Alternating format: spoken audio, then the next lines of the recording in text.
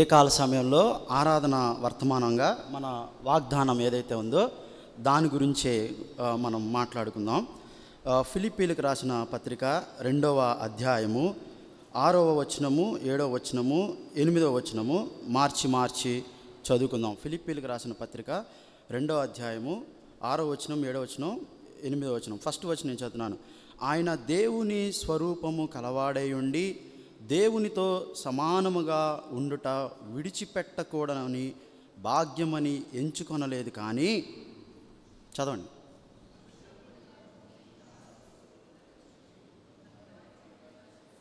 మరియు ఆయన ఆకారమందు మనుష్యుడిగా కనబడి మరణము పొందినంతగా, అనగా సిలువ మరణం పొందినంతగా విధేయత చూపిన వాడే తన్ను తాను తగ్గించుకొనెను. చిన్న ప్రార్థన చేసుకుందాం. ప్రేమ కలిగిన తండ్రి, నీకు వందనాలు. ఉదయకాల సమయంలో ఆరాధనలో ప్రభా, నీ నామము ఎంత శ్రేష్టమైందో దేవా, నీవు ఎంత గొప్పవాడవో, ఎంతగా తగ్గించుకున్నావో ప్రభా.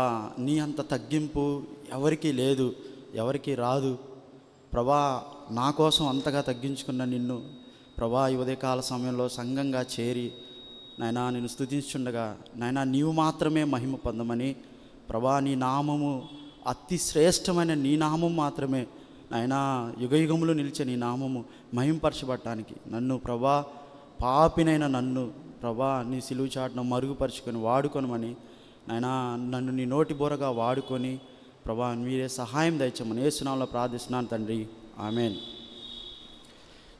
ఈ సంవత్సరం మనం సంఘ వాగ్దానంగా తగ్గింపు గురించి మాట్లాడుకున్నప్పుడు తగ్గింపులో యేసుక్రీస్తు ప్రభు వారి కన్నా ఎవరు తగ్గించుకోలేరు, అంతగా ఆయన తగ్గించుకున్నాడు.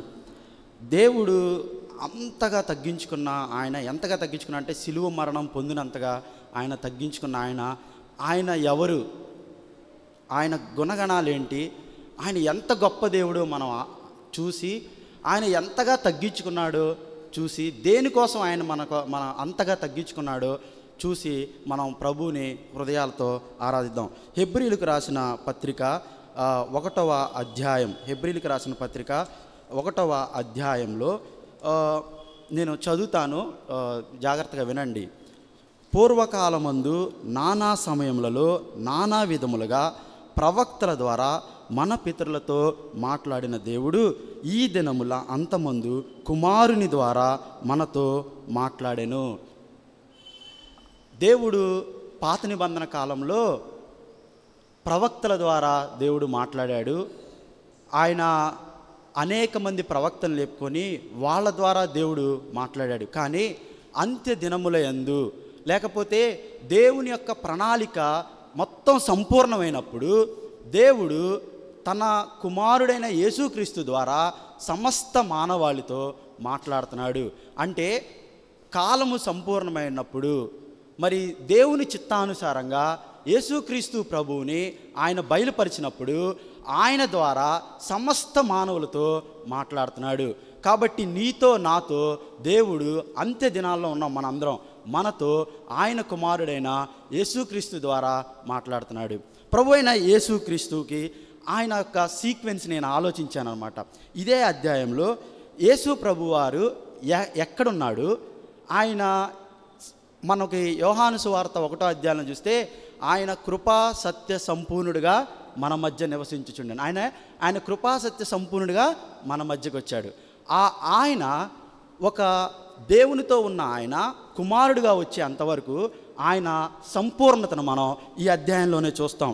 ఒకసారి మనం చూసినట్లయితే ఆయన్ని దేవుడు ఎంతగా హెచ్చించాడు. ప్రభు అయిన యేసుక్రీస్తు తన కుమారుడైన యేసు ప్రభుని, దేవుడు తన కుమారుడైన యేసుక్రీస్తు ప్రభుని ఎంతగా హెచ్చించాడు ఒకసారి చూస్తే, ఆ కుమారుని సమస్తమునకు వారసునిగా నియమించను.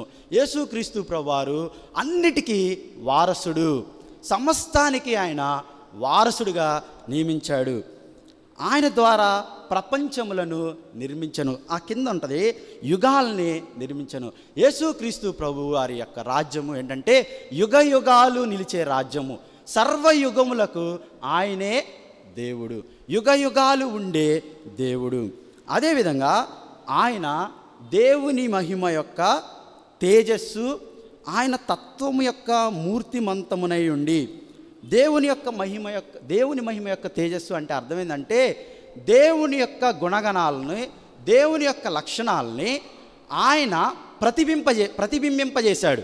దానికి ఇంకొక రకంగా చూస్తే ఫుట్ నోట్లో ఏముంటుందంటే ప్రతిబింబము అంటే ఏ నరుడు ఎప్పుడూ దేవుణ్ణి చూడలేదు, కానీ కేవలం యేసుక్రీస్తు ప్రభువారు దేవుణ్ణి బయలుపరిచాడు. లేకపోతే ఆయన్ని చూసినప్పుడు మనము దేవుణ్ణి చూసినట్టే. ఏ నరుడు ఎవరు దేవుణ్ణి చూడలేదు, ఇంత గొప్పవాడు ప్రభు అయిన యేసుక్రీస్తు ఆయన ఉన్నాడు.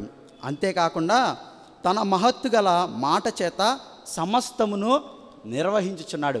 అన్నిటినీ ఆయన నిర్వహించే దేవుడు, లేకపోతే అన్నిటినీ ఆయన తన ఆధీనంలోనికి తీసుకునే దేవుడు. మనం మళ్ళీ ఒకసారి చూసుకుంటే ఆ దేవుడు తన్ను తాను శిలువ మరణం పొందినంతగా తగ్గించుకున్నాడు. అక్కడతో అయిపోలా. అంత గొప్ప దేవుడు ఎప్పుడు యేసుక్రీస్తు ప్రభువారు కంప్లీట్గా మన రక్షకుడు అవ్వడానికి పాపము విషయంలో శుద్ధీకరణము తానే చేసి ఆ మహోన్నతుడైన దేవుని కుమారుడైన యేసుక్రీస్తు ప్రభువారు సమస్తానికి వారసుడైన ఆయన, సమస్తమును సృష్టించిన ఆయన. యోహాను సువార్తలో కలిగి ఉన్నది ఏది ఆయన లేకుండా కలగలేదు, సమస్తము ఆయన మూలంగా కలిగాను. ఆయన పాపముల విషయంలో తానే శుద్ధీకరణము చేశాడు. పాపం విషయంలో ఆదాము అవ్వలు పాపం చేసి దేవుని మహిమను కోల్పోయినప్పుడు ఆ పాపం యొక్క శుద్ధీకరణని తన కుమారుడైన దేవుని కుమారుడైన యేసుక్రీస్తు ప్రభువారే తానే చేశాడు, ఆయనే చేశాడు. దాని ద్వారా ఆయన సంపూర్ణుడు. అంతేకాకుండా దేవదూతల కంటే ఎంతో శ్రేష్టమైన నామం పొందినో వారికంటే శ్రేష్ఠుడు. పాపం విషయంలో శుద్ధీకరణ చేశాడు, దేవదూతల కంటే శ్రేష్ఠుడు, సమస్తమును సృష్టించిన వాడు, సమస్తము ఆయన మూలంగా కలిగింది, సమస్తాన్ని నిర్వహించుచున్న దేవుడు ఈ యేసయ్య నీకోసం నా కోసం శిలువ మరణం పొందినంతగా తన్ను తాను తగ్గించుకున్నాడు. ఆయన ఏ విధంగా, ఆయన ఎలాంటి వాడు? ఈ ఉదయకాల సమయంలో మనందరం ఆయన ఆరాధించడానికి వచ్చినప్పుడు ఆయన దేవదూతల కంటే శ్రేష్ఠుడు. కానీ నీకోసం నా కోసం ఆయన దేవదూతల కంటే కొంచెము తక్కువ వానిగా చేయబడ్డాడు. అది ఆయన యొక్క తగ్గింపు. దేవా, నీవు నా కోసం తండ్రితో ఉండే మహిమను కాదనుకొని తండ్రితో ఉండటం విడిచిపెట్టకుండా భాగ్యమని ఎంచుకోనలేదు, కానీ దేవదూతలు చూడండి, అక్కడ మనకి వాక్యంలో ఏమని రాసి ఉంటుందంటే 7వ వచనంలో, హెబ్రీలు రాసిన పత్రిక 7వ వచనంలో, తన దూతలను వాయువులుగాను తన సేవకులను అగ్నిజ్వాలలుగాను చేసుకునేవాడు. ఆయన తన దూతల్ని వాయువులుగా చేసుకుంటాడు, తన సేవకులను అగ్నిజ్వాలలుగా చేసుకునే దేవుడు. అంటే దేవదూతలకు ఆయన ఒక మాట సెలవిస్తే చాలు, దేవదూతలు ఆయనకు పరిచర్య చేసేవాళ్ళు. కానీ ఆయన దేవదూతల కన్నా తక్కువ వాడిగా అయ్యాడు. ఎందుకు ఆయన దేవదూతల కన్నా తక్కువ వాడిగా అయ్యాడు అంటే చూడండి, హెబ్రీలకు రాసిన పత్రిక 1వ అధ్యాయం 9వ వచనంలో అక్కడ చాలా స్పష్టంగా రాసిపడి ఉంది. ఏమన్నదంటే, దేవుని కృప వలన ఆయన ప్రతి మనుష్యుని కొరకు మరణము అనుభవించినట్లు దూతల కంటే కొంచెము తక్కువ వాడిగా చేయబడిన యేసు. ఎందుకు ఆయన తగ్గించుకున్నాడు? ఎందుకు ఆయన తక్కువ వాడిగా చేయబడ్డాడంటే, ప్రతి మనుష్యుని కొరకు మరణాన్ని అనుభవించడానికి, నీ కోసం నా కోసం దేవుడు మరణాన్ని అనుభవించడానికి దేవదూతల కన్నా తక్కువ వాడిగా ఆయన ఈ లోకంలోనికి వచ్చాడు. దేవదూతల కన్నా తక్కువ వానిగా చేయబడ్డాడు. తన దూతలను సేవకులుగాను వాయువులుగాను ఉపయోగించుకునే దేవుడు నీకోసం నా కోసం దేవదూతల కన్నా తక్కువ వాడిగా వచ్చాడు. ఎందుకంటే ప్రతి మనుషుని కొరకు మరణాన్ని అనుభవించడానికి. అంతేకాదు మనము దేవుడు దేవదూతల కన్నా తక్కువనిగా చేసుకున్నాడు.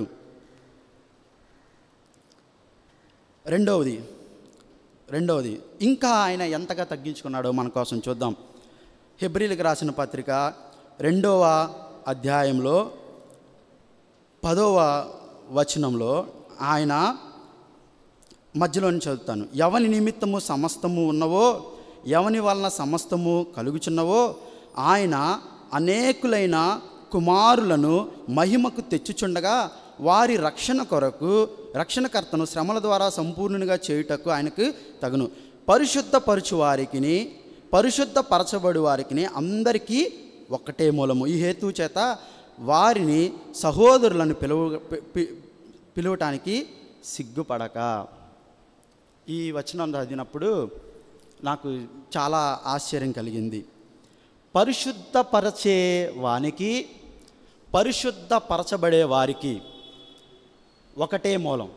ఏంటంటే ఇద్దరు మానవ శరీరంలోనే ఉండాలి. పరిశుద్ధపరచేవారు పరిశుద్ధపరచబడేవారు ఇద్దరు మానవ శరీరంలో ఉండాలి. అందుకనే ఆయన దేవుని కుమారుడై ఉండి దేవుని యొక్క తేజస్సు అయి ఉండి ఆయన తండ్రితో ఉండటం భాగ్యం విడిచిపెట్టకుండా ఆయన నీకోసం నా కోసం సహోదరులు ఒకడి వంటి వాడు ఆయను. అక్కడ ఫుట్నోట్లో ఉంటుందంటే ఫుట్నోట్లో ఏముంటుందంటే ఒక్కడే పరచు వారికిని పరిశుద్ధపరచబడు వారికిని అందరికీ ఒక్కటే మూలము.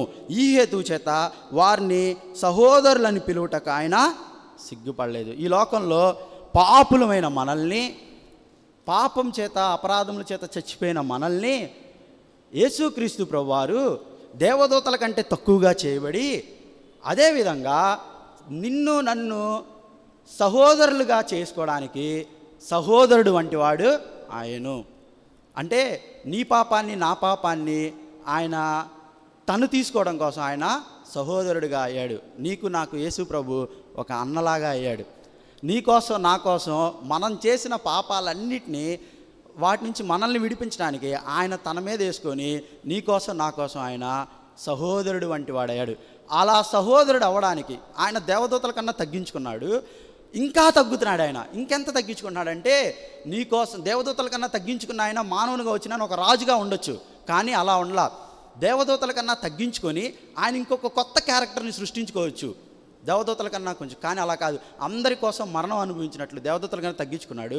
అంతేవిధంగా ఆయన మనలాగా అయ్యాడు. సహోదరుల్లో ఒకటి వంటి వాడాను. సహోదరులు ఒకటి వంటి అంత సహోదర ప్రేమ గురించి మనము యేసేపుని గురించి ఒకసారి ఆలోచిస్తే తన అన్నల పట్ల ఎంత ప్రేమ చూపించాడంటే యేసేపు తన అన్నలు తీసుకెళ్ళి గుంటలో పడేసినా కానీ వాళ్ళ పట్ల యేసేపు చూపించిన ప్రేమ ఎంత అద్భుతమైన ప్రేమ అంటే, నేను మిమ్మల్ని ఏమి అన్నో ఆయన ద్రోహం చేశారని తెలుసు, అన్నీ తెలుసు, కానీ తన అన్నల పట్ల ఎంత ప్రేమ చూపించాడు.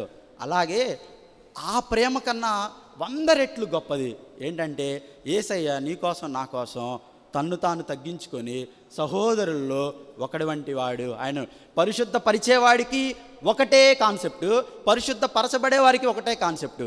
అందుకనే పరిశుద్ధ పరిచే ఆయన నీ కోసం నా కోసం మన సహోదరుడు వంటి వాడు కావాల్సి వచ్చిన అందుకు ఆయన సిగ్గుపడలేదు.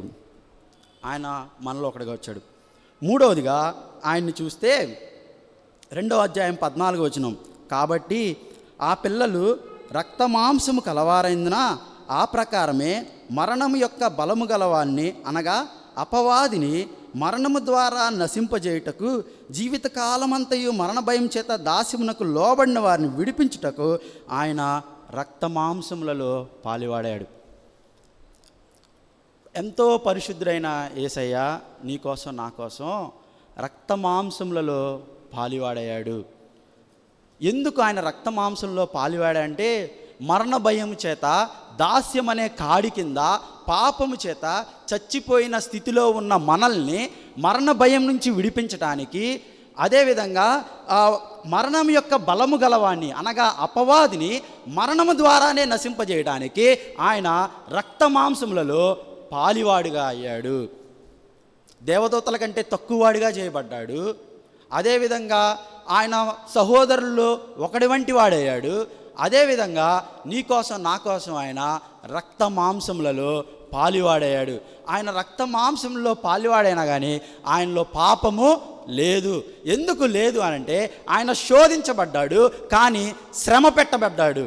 నీకోసం నా కోసం ఆయన శ్రమ పడ్డబడ్డాడే కానీ శోధనకి లోనవలేదు. నువ్వు నేను శోధనకు లోనైపోయి ఆదాము అవ్వలు శోధనకు లోనైపోయి పాపంలో పడిపోయారు. కానీ దేవుడు తన కుమారుడైన యేసుక్రీస్తు ప్రభువును లోకంలో పంపించినప్పుడు ఆయన శోధించబడ్డాడు, కానీ ఆయన శ్రమ పెట్టబడ్డాడు, శోధించబడి శ్రమని ఓర్చుకున్నాడు. నీకోసం నా కోసం ఆ శ్రమనంతని భరించాడు, కానీ ఆయనలో పాపము లేదు. రక్త మాంసంలో పాలువాడయ్యాడు, కానీ ఆయనలో పాపం లేదు. ఆయన మన రక్షణకర్త అయిన యేసుక్రీస్తు ప్రభువారు. అంతేకాకుండా ఏలయనగా అంతేవిధంగా 17వ వచనంలో చూసినప్పుడు, నెక్స్ట్ 17వ వచనంలో మనము ఆయన యొక్క గుణగాన ఆయన ఎంతగా తగ్గించుకున్నాడు అనే విషయాన్ని చూసినప్పుడు, తన ప్రజలను కావున ప్రజల పాపములకు పరిహారం కలుగుటకై దేవుని సంబంధమైన కార్యములలో నమ్మకమును గల ప్రధాన యాజకుడగు నిమిత్తము ఆయన అన్ని విషయములలో తన సహోదరుల వంటివాడు కావలసి వచ్చెను. పాపము పరిహరించడానికి ఆయన నమ్మకమైన ప్రధాన యాజకుడిగా మన కోసం వచ్చాడు. కనికరము కలిగిన నమ్మకమైన ప్రధాన యాజకుడు మన ప్రభు అయిన యేసుక్రీస్తు ప్రభువారు. చూడండి, హెబ్రీలు రాసిన పత్రిక 5వ అధ్యాయంలో ప్రతి ప్రధాన యాజకుడు మనుషుల్లో నుంచి వస్తాడు.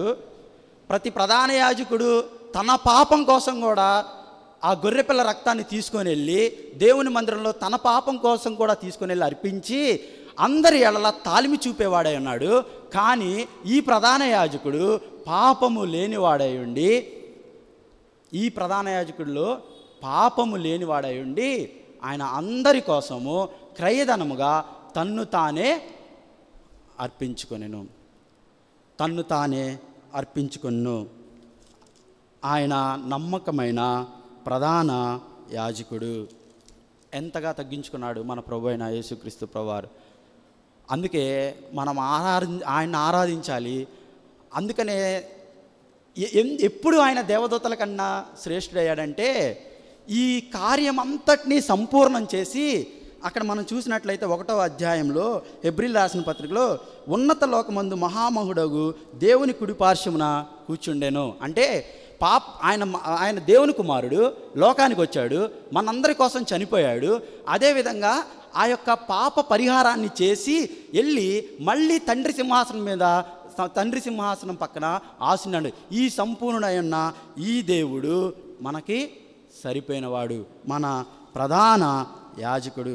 అంతేకాదు, మనము 4వ అధ్యాయము 14వ వచనంలో 15వ వచనం చూస్తే, మన ప్రధాన యాజకుడు మన బలహీనతల యందు సహానుభవము లేనివాడు కాడు, కానీ సమస్త విషయములలో మనవలే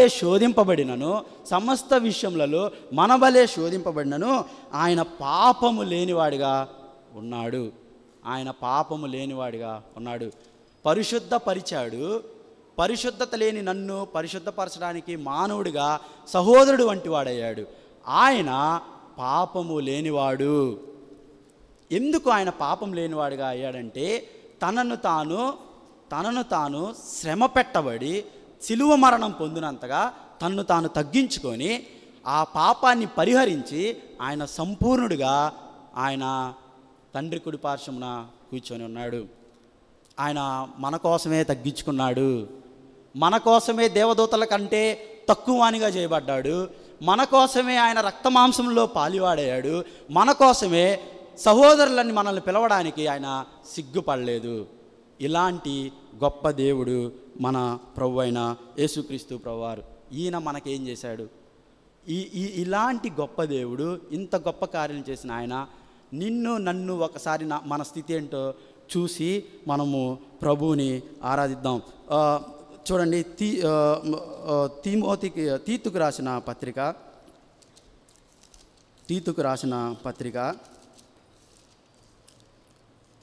పక్కనే ఉంటుంది, 3వ అధ్యాయం. ఈ మాటలు జాగ్రత్తగా గమనించండి. ప్రతి ఒక్కళ్ళ హృదయంలో ఉండే అనేక విషయాలు ఇక్కడ చాలా స్పష్టంగా ఉంటాయి. నేను చదువుతాను, వినండి. 3వ అధ్యాయం 3వ వచనం. ఎందుకనగా మన స్థితి ఏంటి? ఎందుకనగా మనము మునుపు అవివేకులం, అవిధేయులము, మోసపోయిన వారము, నానా విధములైన దురాశలకు భోగములకు దాసులమై ఉండి దుష్టత్వమందును అసూయయందును కాలము గడుపుచు అసహ్యులమై ఒకరినొకడు ద్వేషించుకొని ఉంటిమి.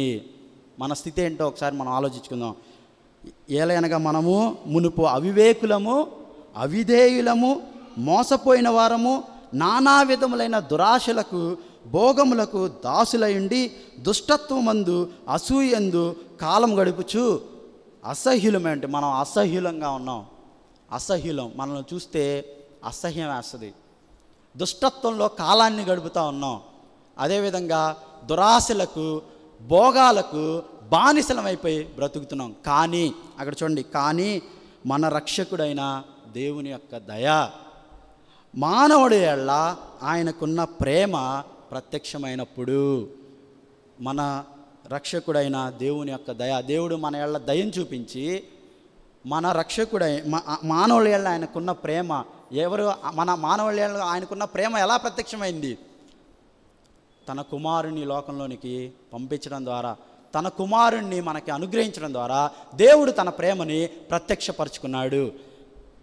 ప్రత్యక్షమైనప్పుడు మనము నీతిని అనుసరించి చేసిన క్రియల మూలంగా కాక, చాలా జాగ్రత్త గుర్తుపెట్టుకోవాలి, మన నీతి మురికి గొడ్డలు. ఎప్పటికీ మన నీతి సరిపోయింది కాదు. ఎప్పటికీ మన స్వభావము దేవుణ్ణి సంతోషపెట్టేది కాదు. దుర్నీతి పరులం మనం. మన నీతి క్రియలు దేవుని ఎదుట మురికి గుడ్డలుగా ఉన్నాయి.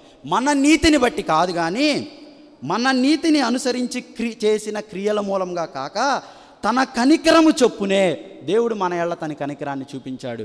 తన కనికరము చొప్పునే పునర్జన్మ సంబంధమైన స్నానం ద్వారా పరిశుద్ధాత్మ మనకి నూతన స్వభావము కలుగజేశాడు. దేవుడు మనకి నూతన స్వభావాన్ని కలుగజేశాడు.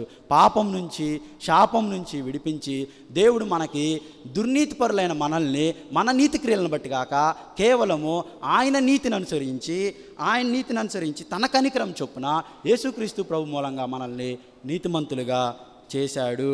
అదే కాకుండా 2వ అధ్యాయం 14వ వచనంలో ఆయన సమస్తమైన దుర్నీతి నుండి మనల్ని విమోచించాడు. సమస్తమైన, చూడండి ఒకసారి ఆ మాట అందరం కలిసి చూసి మనం ఆరాధనలోకి వెళ్ళాం. 2వ అధ్యాయము 14వ వచనంలో చూస్తే ఆయన సమస్తమైన దుర్నీతి నుండి మనలను విమోచించాడు. ఎలా విమోచించాడు? మనం ఒకసారి జస్ట్ తిమోతిలకు మొదటి తిమోతి ఒకసారి చూస్తే, మొదటి తిమోతి పత్రిక 2వ అధ్యాయము 6వ వచనం. మొదటి తిమోతి పత్రిక 2వ అధ్యాయము 6వ వచనం. ఈయన అందరి కొరకు విమోచన క్రయధనముగా తన్ను తానే అర్పించుకొను. ఆయన మన కోసం విమోచన క్రయధనముగా తన్ను తానే అర్పించుకున్నాడు. అందుకనే ఆయన సమస్త దుర్నీతి నుండి మనల్ని విమోచించాడు. ఆయన మనకి విమోచకుడు. అంతేకాదు, సత్క్రియలు గల ఆసక్తి గల ప్రజల కోసము పవిత్రపరచుకొని తన సొత్తుగా చేసుకుంటకు తన్ను తానే మనకి అర్పించుకున్నాడు. ఆయన మనల్ని ఒక సొత్తుగా చేసుకున్నాడు. యేసుక్రీస్తు ప్రభువారు మనందరినీ, రక్షించబడిన మనల్ని ఒక సొత్తుగా చేసుకొని, ఆ సొత్తుగా అలా సొత్తుగా చేసుకోవడానికి తన్ను తానే అర్పించుకొనెను. తనను తానే శిలువ మరణం పొందినంతగా తగ్గించుకున్నాడు. తనను తానే ఆయన అర్పించుకున్నాడు. ఎలా అర్పించుకున్నాడంటే, విమోచన క్రయధనముగా నీకోసం నా కోసం ఆయన అర్పించుకున్నాడు. ఏసేపుని ఐగుప్తు దేశంలో ఏసేపుని అన్నలు అప్పగించినప్పుడు ఆయన వెళ్ళిపోయినప్పుడు ఎంత భయంకరమైన, ఏమీ తెలియదు కానీ ఏమీ మాట్లాడలా, అంతే వెళ్ళిపోయాడు. ఏసేపులో మనకి యేసు ప్రభువారు గుర్తొస్తాడు. కానీ ఈయన తన్ను తానే అర్పించుకున్నాడు. శిలువ మరణం ఎంత భయంకరమైన శిలువ మరణం. ఆ మరణాన్ని జ్ఞాపకం చేసుకున్నప్పుడు నాకు ఒకటి గుర్తొచ్చింది. ఏంటంటే, ఎవరైనా మనల్ని ఒక విషయంలో దోషిగా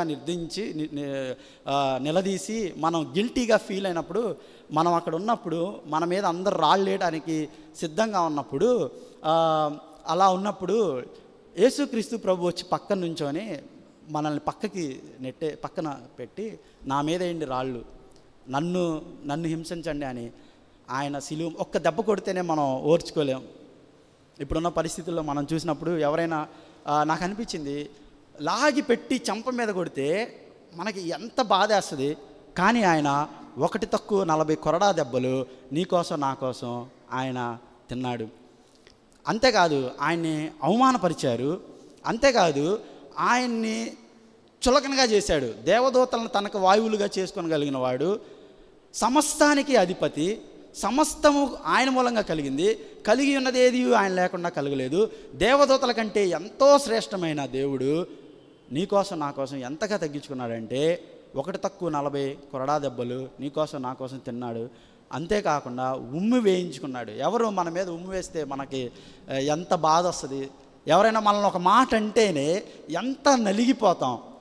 కానీ యేసు ప్రభు మన కోసం ఎంత తగ్గించుకున్నాడంటే ఆయన ఉమ్మి వేసుకున్నాడు.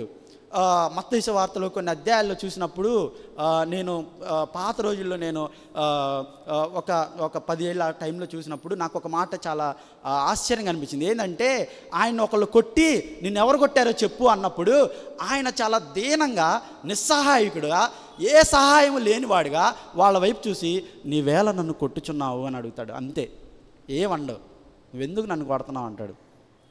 అంతగా ఆయన తగ్గించుకున్నప్పుడు ఎందుకు ఆయన తగ్గించుకున్నాడంటే నిత్య రక్షణను మనకి కలగజేయడాన్ని, కోల్పోయిన మహిమని, ఆదాము అవ్వలో కోల్పోయిన మహిమను తిరిగి మనకి తీసుకురావడం కోసం మరణ భయం చేత, పాపము చేత, మరణ భయం చేత జీవితకాలం అంతా ఆ మరణ భయం చేత ఉన్న మనల్ని ఆ స్థితిలోంచి తీసి ఆయన మహిమను, కుమారుడైన యేసుక్రీస్తు యొక్క మహిమను, ఆయన తండ్రి మహిమను యేసు ప్రభులో మనం కనుగొన్నాం. అదే మహిమను ఆయన మనలో కనుగొన్నాడు. తిరిగి ఆయన మనల్ని ఒక మహిమగా దేవుడికి, మన కోల్పోయిన మహిమ మన దేవుడు మనకి ఇచ్చాడు.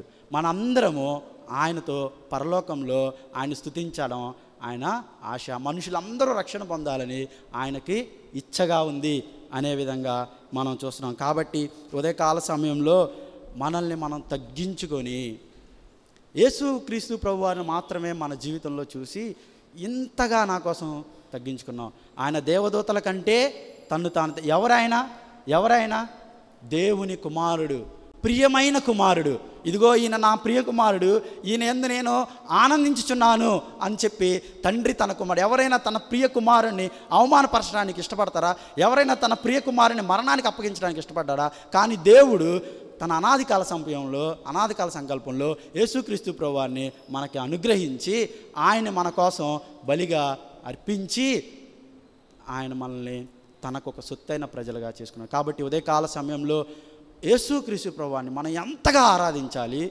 ఆయన మన కోసం చేసిన దాన్ని మనం తలపోసుకుంటూ, ప్రభా నువ్వు నా కోసం ఎంత తగ్గించుకున్నావు, ప్రభా నన్ను నేను తగ్గించుకొని నీవు నాకు ఇది ఎందుకు ఆయన తగ్గించుకున్నాడు? మన కోసమే తగ్గించుకున్నాడు, నా కోసం తగ్గించుకున్నాడు, నేను మారాలని తగ్గించుకున్నాడు, నేను ఆయనకు ఒక సొత్తైన ప్రజలుగా ఉండాలని తగ్గించుకున్నాడు. నా కోసం తగ్గించుకున్నావు ప్రభా. దేవదూతల కంటే తక్కువనిగా చేయబడ్డావు, సహోదరుల్లో ఒకటి వంటి వాడుగా అయ్యావు, సహోదరుని పిలిపించుకోవడానికి సిగ్గుపడలేదు. అదేవిధంగా రక్తమాంసములలో పాలివాడివి అయ్యాడు. అదేవిధంగా కనికరము గల నమ్మకమైన ప్రధాన యాజకుడిగా మన కోసం ఆయన ఉన్నాడు. అందుకే తండ్రి దగ్గరికి మనము యేసుక్రీస్తు ప్రభువులో నుంచి వెళ్తున్నాం.